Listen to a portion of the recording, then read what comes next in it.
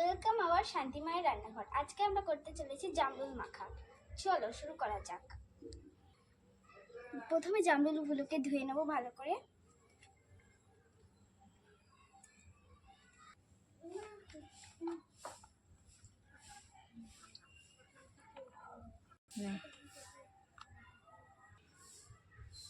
প্রথমে জামরুলটাকে ছোট ছোট করে কেটে নেব।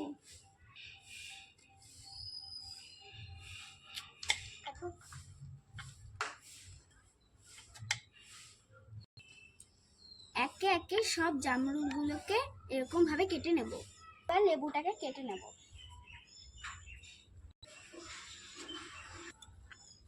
জামরুলগুলোকে এবার এর মধ্যে তুলে নেব। এবার লবণটাকে দিয়ে দেব। সামান্য কাশ্মীরি লঙ্কার গুঁড়ো দেব।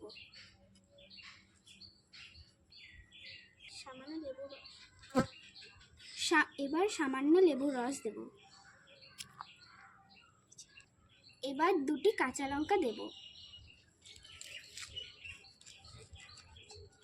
এবার এটাকে মেখে নেব।